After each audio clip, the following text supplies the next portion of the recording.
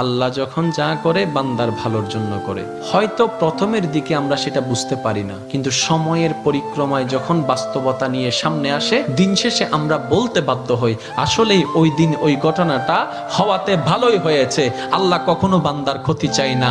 আল্লাহ যদি ক্ষতি চাইতেন সকালের নামাজ না পড়ার কারণে কান্না করে দিতে পারতেন। যদি আল্লাহ ক্ষতি চাইতেন দুপুরে নামাজ না পড়ার কারণে ল্যাংড়া করে দিতে পারতেন। আল্লাহ সেটা চান না। আল্লাহ চাই বান্দার সব সময় ভালো। আর মা তো দেখেন জন্ম দেওয়ার কারণে সন্তানের তো অপরাধ করার পরও মা সন্তানের প্রতি কতই ভালোবাসা, কতই মায়া। বাবার কাছ থেকে সন্তানের পিঠকে বাঁচাই ফেলছে, এরকম হাজারো মা আছে ওই মায়ের জন্য।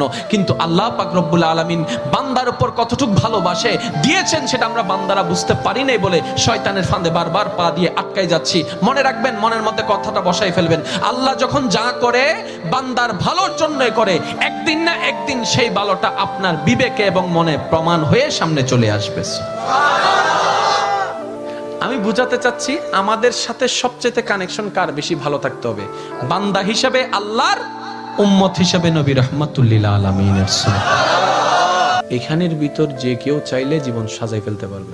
আমি বলছি যে কেউ, anybody, you can do it, not impossible. Because impossible শব্দটাকে যদি একদম ভালো করে গভীরভাবে দেখেন,